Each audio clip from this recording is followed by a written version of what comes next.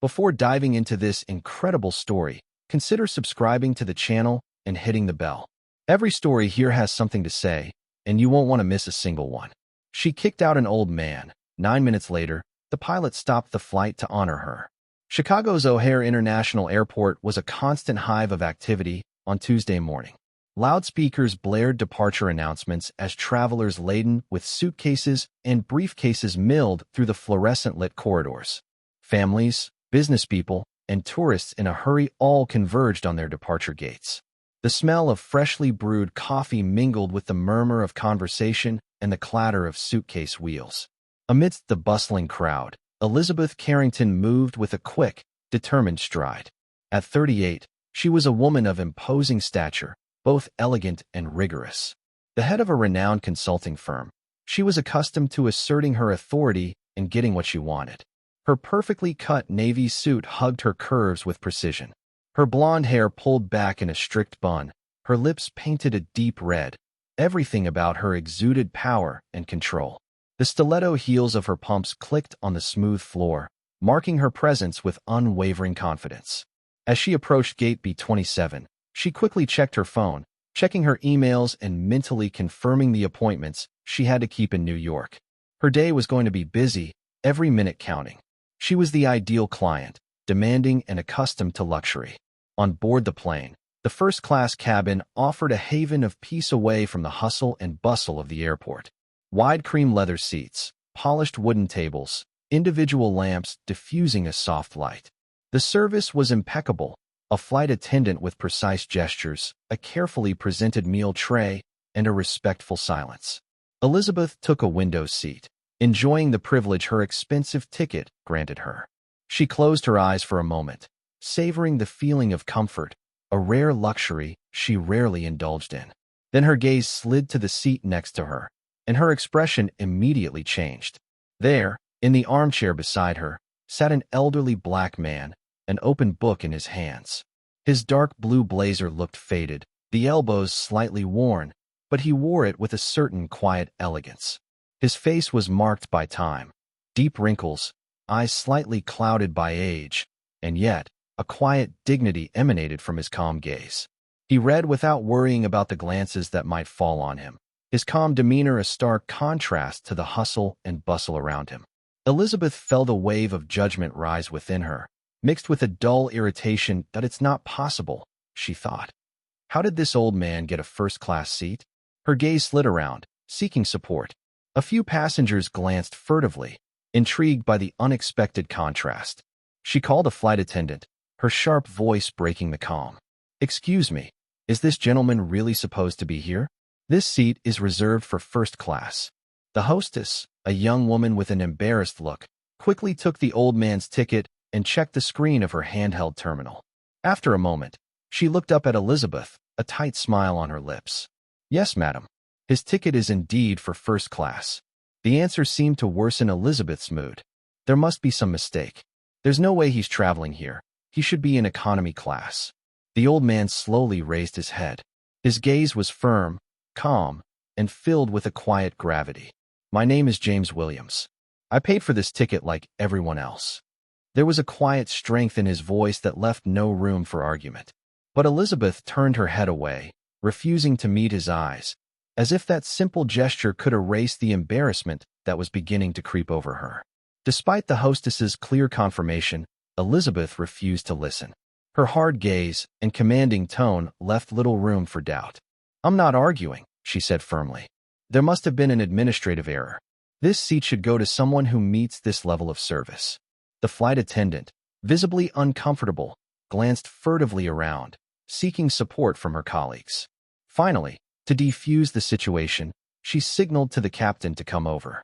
The commander, a man in his 40s with an imposing build but a calm face, approached professionally. He greeted Elizabeth politely, then turned to James Williams. "Mr. Williams, let me check one last time." He quickly checked his terminal, then looked up.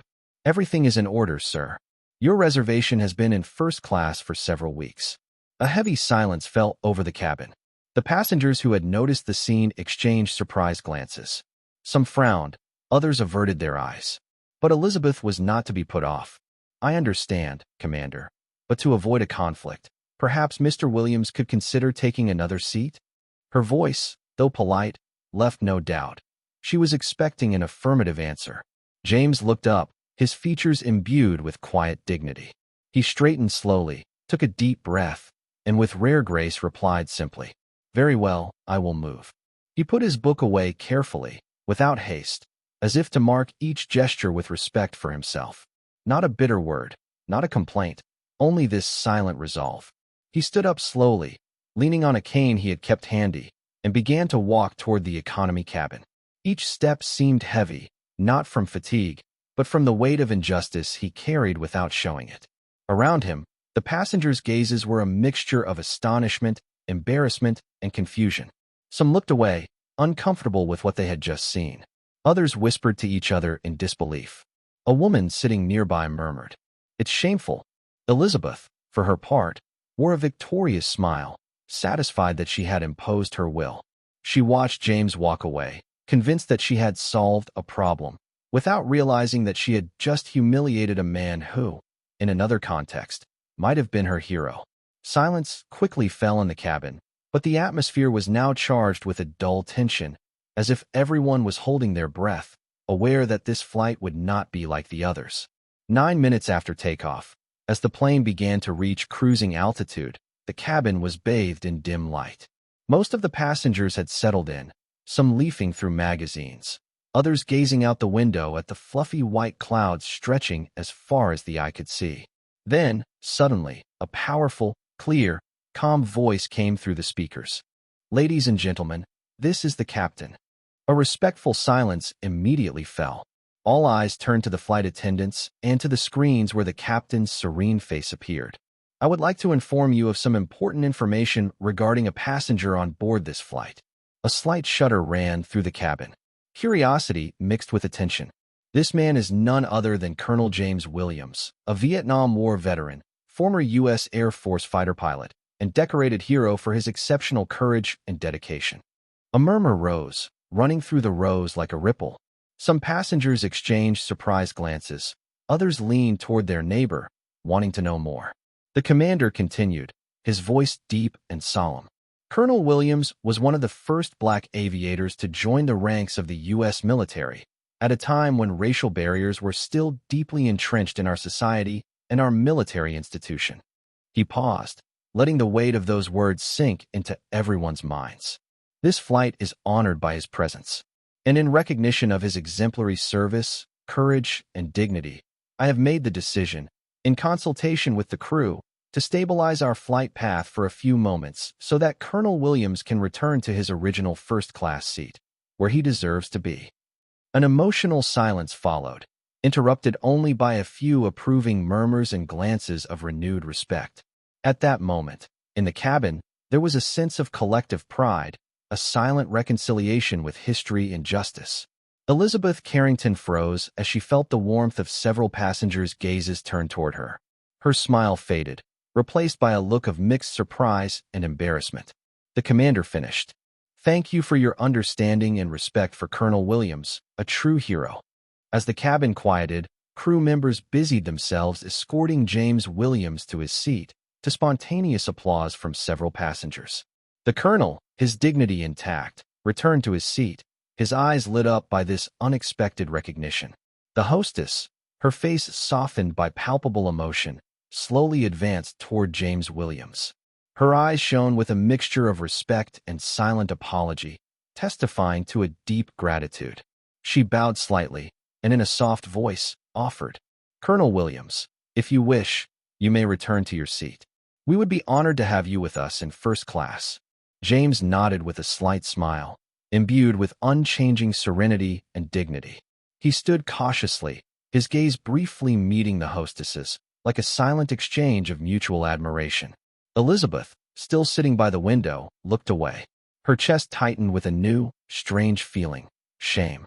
She had never imagined that the man she had judged so quickly and harshly was actually a national hero, a man whose life story had broken down barriers and inspired entire generations.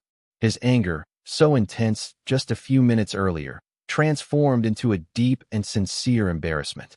A weight weighed on him, that of having allowed his prejudices to prevail over the truth. Suddenly, a thunderous burst of applause spontaneously erupted throughout the cabin. The passengers, touched by the revelation, greeted the man they had just discovered with sincere and collective emotion. Some even rose from their seats, applauding from their feet, in a gesture of respect and gratitude. A young man sitting directly opposite James, his voice slightly trembling, whispered admiringly, "Thank you for what you did, Colonel." James turned his head towards him, and a sincere, warm smile lit up his age-marked face. "That's why I served," he replied calmly, "so that younger generations might have a chance to be judged not by the color of their skin, but by their worth, courage, and honor." This sentence echoed through the cabin, like a message of hope and defiance in the face of the injustices of the past. Elizabeth felt a lump form in her throat. She bowed her head, thinking long and hard about what she had just learned. This moment would mark a turning point in her life, a lesson in humility she would never forget. Back in Chicago, news of this extraordinary episode spread like wildfire. Local and national media eagerly picked up the story, fascinated by this moment in which a forgotten hero had been unfairly undermined, then honored. Social media was ablaze. Photos of Colonel James Williams, excerpts from his military file, and testimonies from comrades and young admirers poured in. The hashtag Respect Colonel Williams quickly went viral, accompanied by messages of admiration, gratitude, and solidarity. Images of the colonel, his face marked by time but illuminated by a profound wisdom, circulated far and wide. His story touched thousands of people, shattering stereotypes and recalling the often invisible sacrifices of veterans, especially those from minorities who face discrimination. Meanwhile, Elizabeth Carrington, aware of the weight of her actions and words, decided to break her silence. On her professional and personal accounts, she published a public apology, full of humility and sincerity. "I want to apologize to James Williams, a man I unfairly judged. This experience has opened my eyes to my own prejudices, which I pledge to examine and combat. Courage, dignity, and humanity are not measured by appearance or status. I thank Colonel Williams for the valuable lesson he taught us all." This message was widely shared, generating both respect and encouragement, but also important debates about perception and judgment in our society. Colonel Williams, for his part, became much more than a renowned military hero. He became a living symbol of humility and resilience. Despite the injustices he had suffered, his spirit remained generous and open. He accepted tributes without vanity, reminding everyone that true greatness lies in the ability to forgive and move on. In the weeks that followed, James was invited to several television programs and conferences, where he shared his experiences, his fight against institutional racism, and his message of hope for future generations. He always emphasized one fundamental point: human dignity does not depend on the position one occupies or the appearance one presents, but on the respect one has for each human being, whatever their history. For Elizabeth, the experience profoundly transformed her worldview. She committed herself to actively combating bias in her business and personal life. She became an influential voice in promoting inclusion and equality, recognizing that judging someone on their face often leads to painful mistakes, but that true courage lies in being honest with yourself, acknowledging your mistakes, and being willing to evolve. This story remains etched in our memories as a powerful reminder that humanity, in its complexity, always deserves to be welcomed with respect and kindness.